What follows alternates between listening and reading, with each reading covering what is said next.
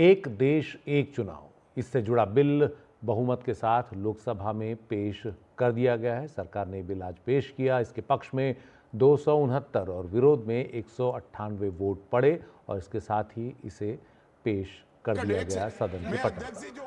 और नई लोकसभा में पहली बार इलेक्ट्रॉनिक वोटिंग हुई, जिसमें बिल पेश करने के पक्ष में बहुमत आया, लेकिन सदस्यों की मांग पर दोबारा पर्ची से मतदान हुआ और बहुमत से सदन ने इसे स्वीकार कर लिया है। इससे पहले लोकसभा में बिल पेश करने का विरोध करते हुए कांग्रेस ने इसे संघीय ढांचे के खिलाफ बताया। तृणमूल कांग्रेस ने कहा कि इस बिल से विधानसभाओं की स्वायत्तता को खतरा है। एआईएमआईएम के सांसद असदुद्दीन ओवैसी ने विरोध करते हुए कहा कि ये बिल क्षेत्रीय दलों को खत्म कर देगा। समाजवादी पार्टी, डीएमके, शिवसेना यूबीटी और शरद पवार की एनसीपी ने भी बिल का पुरजोर विरोध किया, जबकि सरकार में शामिल टीडीपी बिल के साथ खड़ी दिखी। With your permission, I beg to move for leave to introduce the Constitution 129th Amendment Bill 2024, further to amend the Constitution of India। ये आइटम नंबर 18 में है और आइटम नंबर 19 में जैसे आपने कहा, honourable speaker sir, with your permission, I wish to move for leave to introduce the Union Territories Laws Amendment Bill 2024, further to amend the Government of Union Territories Act 1963, the Government of National Capital Territory of Delhi Act 1991, and the Jammu and Kashmir Reorganization Act 2019। ये bill पूरे देश के जो अलग अलग भेष, भाषाएं, संस्कृति, क्षेत्र की जो मान्यताएं हैं, जो हमारे संविधान निर्माताओं ने बहुत सोच विचार के मंथन अध्ययन करके ये संघीय ढांचा तैयार किया था, राज्यों का गठन भी किया था संस्कृति के हिसाब से, क्षेत्र के हिसाब से, भाषा के हिसाब से, परिस्थितियों और समय के हिसाब से। मैं नहीं समझता अध्यक्ष जी, मुझे कहने में कोई संकोच नहीं, उस समय के हमारे संविधान निर्माताओं से विद्वान, बाबा साहब भीमराव अंबेडकर से ज्यादा विद्वान इस सदन में अभी कोई नहीं बैठा, मुझे कहने में संकोच नहीं है। और ये संविधान की मूल भावना को खत्म करके कैसे तानाशाही के रास्ते निकाले जाएं, इसके अलावा कोई काम ही नहीं बचा है। State government and the state legislative assembly are not subordinate to the central government or to the parliament itself. The autonomy of the state legislative assembly is being taken away. That is ultra-virus. That is it's the basic structure of the Constitution.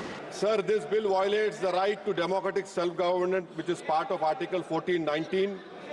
And if a legislative assembly is dissolved, sir, and midterm elections are conducted, the tenure of that assembly will not be for 5 years, sir.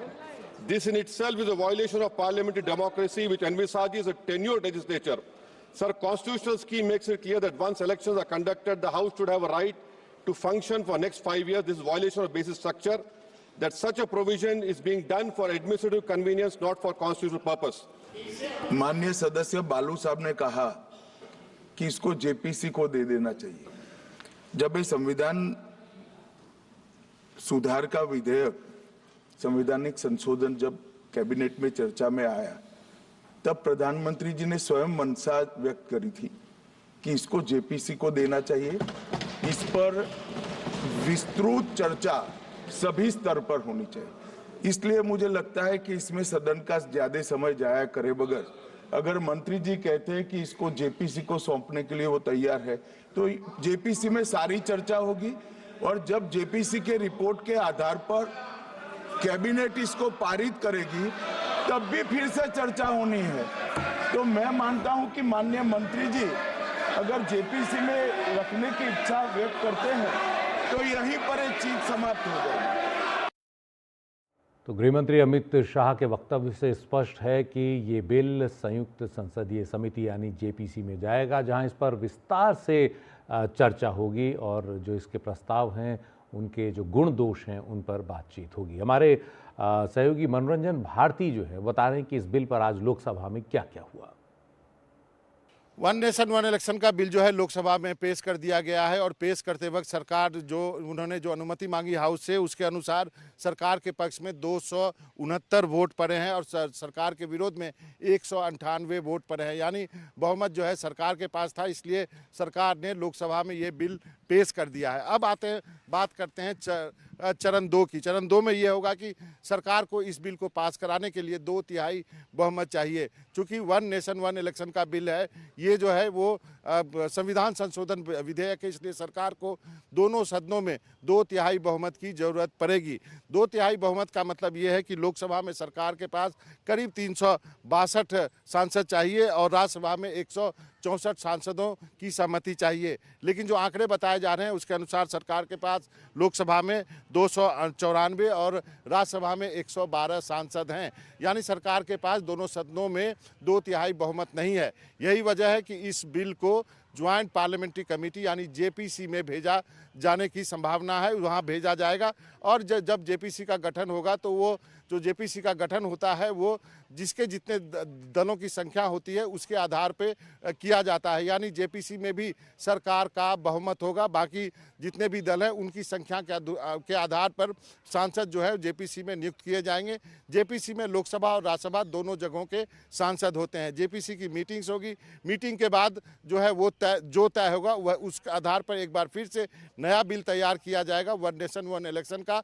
उस bill को आने वाले दिनों में जो सत्र होंगे, इस सत्र में तो नहीं आ सकता, शायद जो बजट सत्र हो उसमें या उसके बाद के सत्र में लाया जाएगा। लेकिन सबसे महत्वपूर्ण बात है कि सरकार को लोकसभा और राज्यसभा में 2/3 बहुमत जुटाने के लिए विपक्ष का सहयोग लेना पड़ेगा और विपक्ष का सहयोग कैसे मिलेगा ये सरकार के ऊपर निर्भर करता है, क्योंकि विपक्ष जो है इस बात को लेकर के काफ़ी अड़ा हुआ है कि वो इसके समर्थन में नहीं है।